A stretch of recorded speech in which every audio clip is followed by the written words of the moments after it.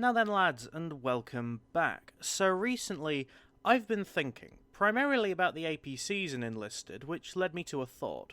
Why do you never see anyone use the guns on an APC? There are plenty of event and premium APCs with guns on, so I thought it would be interesting to test out some of them and see how good they are at being, support vehicles. And what better vehicle to start with than the iconic British Universal Carrier? So strap in and let's get right to it. In Enlisted, there are three universal carriers: the British one, the Soviet one, and the Japanese one. They're all very similar since they're all the same vehicle but with different guns. There is the British one, which comes with a Bren 2 and a Boys ATR, and the Soviet and Japanese ones, which are the same, but one has the DP-27 and the other has the TE-4. I'll let you guys guess which one has which. All of the carriers function as regular APCs, so they're basically moving rally points that need more than a swift kick to the radio to be destroyed. But these ones are special and unique, since they're very small compared to other APCs like the Studebaker and the Hanomag. They are also a little more unprotected, since everyone's heads poke out the top, and so does your upper half of your body if you're on the turret. They also somehow have a max capacity of 14, which begs the question, where the hell are all those guys gonna sit?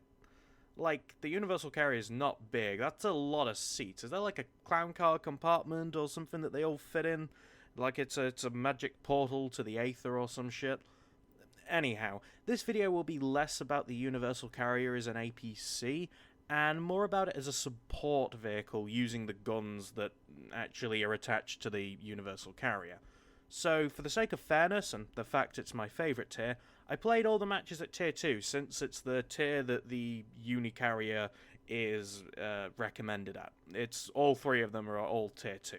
So, without further ado, let's see how the British one did. Not very well, I'm afraid. So, to start with the positives, this thing drives like an off-road tracked vehicle, which shouldn't be a surprise in retrospect. I got mostly really vehicle-unfriendly maps, and this thing managed to conquer D-Day, which, as I mentioned back in Jumbo Quest, is one of, if not, my least favourite map in the game. And this thing could just drive up those mountains of hell, so that's a positive. However, that's kind of all I have to say. Oh, it has a camo?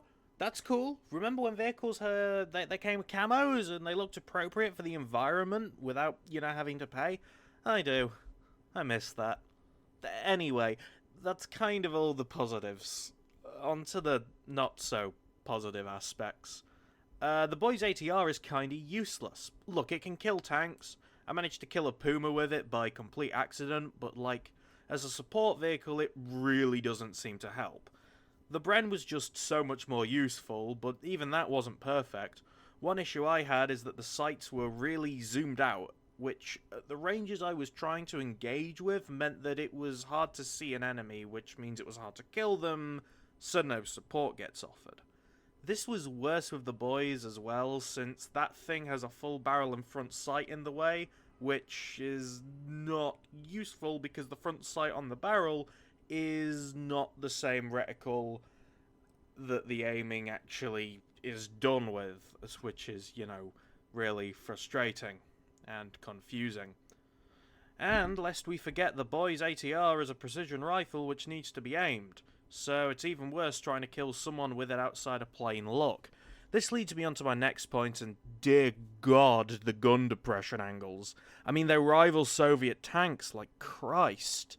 You can barely aim -2 degrees with the Boys ATR, and the Bren is slightly better, but it's still a pain, and it's really slow.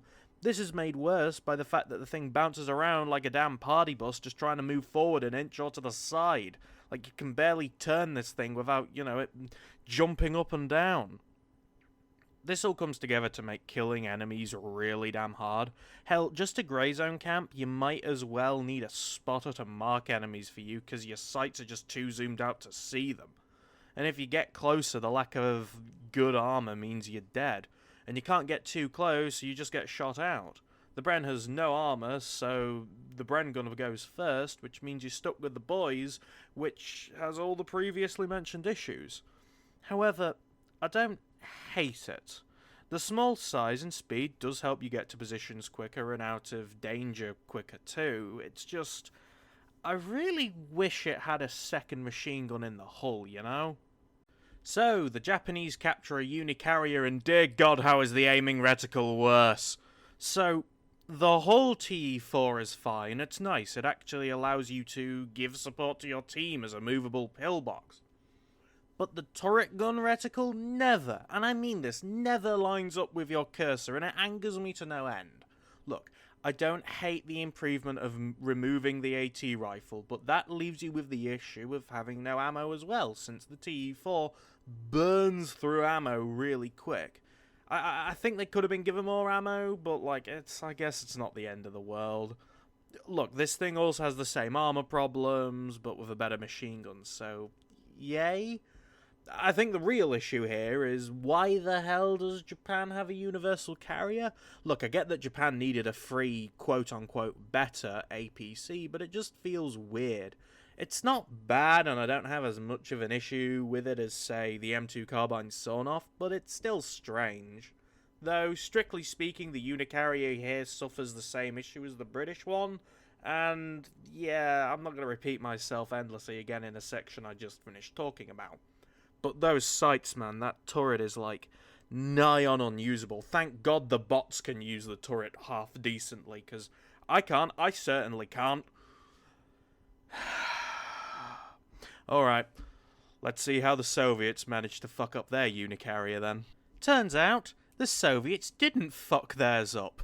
Ignoring the issues with armor and the placing of the turret and such, the Soviet one's probably the best of the three. The two DPs have a bunch of ammo, and the whole one is nice, since you don't have any interference from the barrel or the sights like the last two. So in terms of aiming, this one is way nicer and acts way more as a pillbox. The turret gun still has the same issues with the reticle that the Japanese one has, but it's nowhere near to the same extent, and it's not perfect, but it's more livable than that god-awful one the Japanese had. The main issue I had with this is that this thing couldn't climb half the hill that the British one could. Like, why? I don't get it. That's dumb. They all have the same 85 power horsepower. So, like, why funny track to no work now? It's dumb. Look, I think this is my favourite one, but at the end of the day, I have the premium M3A1 half-track, so I don't really need this. And I have a hunch that that thing would be slightly better at, oh, I don't know, providing fire support to infantry than this. But, you know, maybe that's just me. So, that's the end of this little experiment, and I think all I have learnt is that, well, there's probably quite a good reason no one uses the guns on the APCs. I think it's because they aren't very good. Which is a shame, because, you know, I feel there just aren't enough support vehicles in Enlisted, and I think that'd be more interesting than just another, you know, copy-paste tank destroyer. Like, I don't know, maybe the others are good. I don't know, this video was just about the Universal Carrier and not the Hanamags. But anyway, I think the lesson learnt from this is that you should focus on using these unicarriers as, well, you know, the mobile rally points they're meant to be, like Daddy Darkflow intended. Lord knows, you get more points for it. Anyway, if there's any more weapons you'd like me to have a look at or see me cover next, let me know in the comments, and, well, I think that's it for this experiment. So thank you for watching, and, well, goodbye.